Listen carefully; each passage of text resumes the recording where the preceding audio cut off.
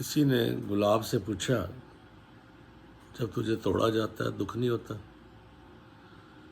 कहता है दुख तो होता है, लेकिन जब मैं तोड़ने वाले की खुशी देखता हूँ तो मैं अपना दुख भूल जाता हूँ। भाव कहने का क्या है, बहुत सुंदर किसी महात्मा ने कहा है कि जहाँ तर्क है वहाँ नरक है, और जहाँ समर्पण है वहाँ स्वर्ग है। दातार ऐसी मेर करे महाराज, जिन घरों में त्याग की भावना से, समर्पण की भावना से पति पत्नी का और जितने भी रिश्ते हैं उनका अगर हम श्रद्धा है, प्यार है, सत्कार है तो घर स्वर्ग बन जाते हैं। वरना महाराज घरों में जो आज का बाहर का माहौल है, जो संसार में चल रहा है, बहुत बड़ी एक आवश्यकता है कि हमारे जो घर में आपस में प्यार हो, क्योंकि कठिन से कठिन समय भी निकल जाता है अगर वातावरण प्यार का हो, त्याग का हो, समर्पण का हो। खुशियाँ ही खुशियाँ हमारा जीवन में आ जाती हैं। तो दातार मेरे करे बहुत ही मजाकिया अंदाज में महात्मा कहते हैं कि महाराज पति पत्नी का उन्होंने बताया, कहने लगे कि शादी के पहले 6 महीने पति बोलता है, पत्नी सुनती है, और उसके बाद 6 महीने फिर पत्नी बोलती है, पति सुनता है, फिर बाकी के अगले 6 महीने दोनों बोलते हैं और पड़ोसी रामलाल सुनता है। भाव कहने का क्या है महाराज, सच्चा पातशाह ऐसी कृपा करे कि जहाँ प्यार है, सत्कार है, कहते हैं ना 4 मिले, 2 आँखें इधर की, 2 आँखें उधर की, 4 मिले और 64 खिले। ये 64 खिल जाते हैं, 32 इधर के, 32 उधर के। 4 मिले 64 खिले, मिले 20 कर जोड़।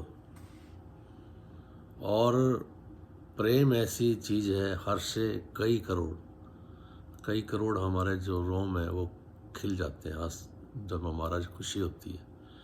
तो दातार मेहर करे महाराज, सच्चा पातशाह मेहर करे कि ये जो लाइट जलती है इसमें दोनों तारें हैं, एक गर्म है एक ठंडी है। तो जहाँ भी एडजस्टमेंट है महाराज, अगर दोनों गर्म हो जाए तभी बात नहीं बनती, दोनों ठंडी हो जाए तभी बात नहीं बनती है। तो दातार ऐसी कृपा करे ये एडजस्टमेंट, शादी भी कहते हैं एक समझौता होता है। सच्चा पातशाह मेहर करे महाराज, क्योंकि हम कोशिश ये करते हैं सामने वाले को बदलने की, सामने वाला नहीं बदलेगा, हमको खुद को बदलना होगा। जब हम बदल जाएंगे तो जीवन हमारा स्वर्ग बन जाता है। एक को ठंडा होना ही पड़ता है, आग को हमेशा पानी ही बचाया करता है। संत तुकाराम जी हुए थे महाराष्ट्र के, बहुत प्यारे संत हुए। उनकी पत्नी का स्वभाव थोड़ा गर्म था। एक बार उनकी पत्नी ने कहा कि जाओ, तुकाराम जी को बोला जाओ गन्ने ले आओ।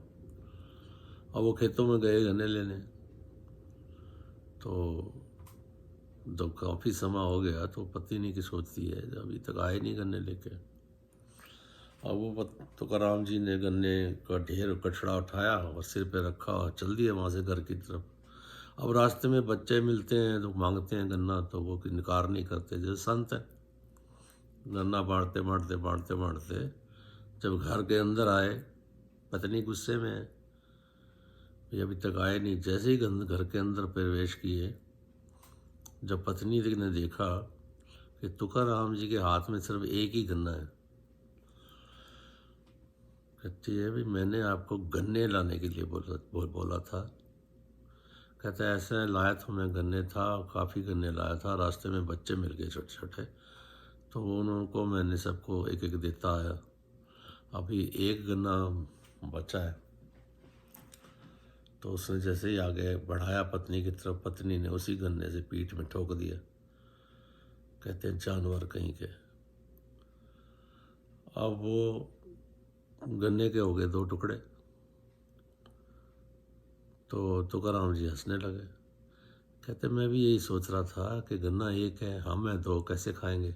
तो अच्छा किया है तुमने तोड़ दिया इसको मेरे को मार के।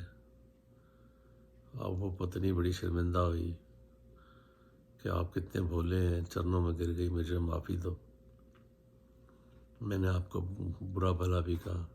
अरे तूने मुझे जानवर कहा है ना, तो क्या हो गया, तू मेरी जान मैं तेरा वर, तो जानवर कह दिया तो क्या हो गया। तो कृपा करो महाराज, कहीं ना कहीं महाराज त्याग जो होता है ना, समर्पण होता है, ये समझौता होता है। कृपा करो सरदार मेहर करें, जब जीवन में संत जैसी सोच आ जाती है तो वहाँ स्वर्ग बन जाते हैं, वहाँ घर स्वर्ग बन जाते हैं।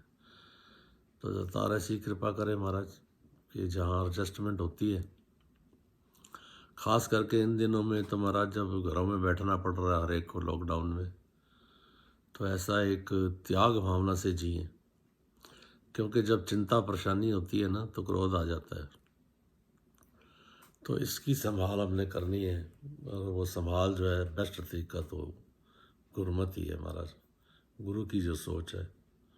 बहुत संगतें हमने की हैं, तो ये एक ऐसा एक अवसर मिला है हमें, दातार मेहर करे, हर घर में सुख शांति हो, सबको सच्चा पातशाह तन मन धन के सारे सुख दे, और एक ये त्याग भावना से हमें जीना आ जाए।